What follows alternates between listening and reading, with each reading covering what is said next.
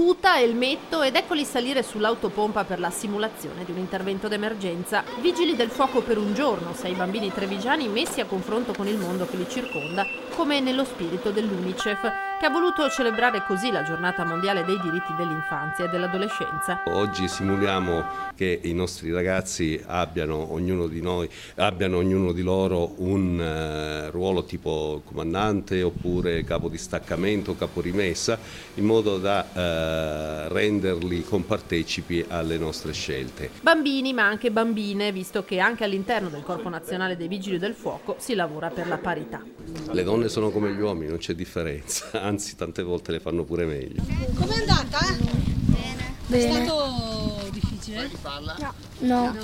Ma potrebbe essere che magari quando diventi grande decidi di fare il vigile del fuoco? No? Forse. Forse, ci stai pensando Sì. però? Ma ti piacerebbe fare il vigile del fuoco? Sì? E anche il comandante magari? A te potrebbe piacere o meno? Sì, mi potrebbe piacere.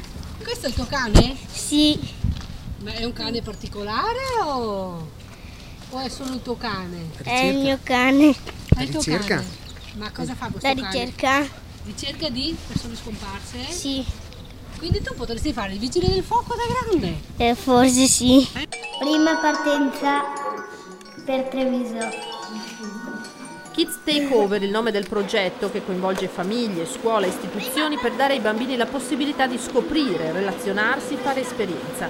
E soprattutto mettere in pratica l'articolo 12 della Convenzione, che è quello della partecipazione. Noi ci teniamo molto perché vogliamo creare i futuri cittadini del domani consapevoli, capaci di distinguere e di scegliere le azioni positive per loro.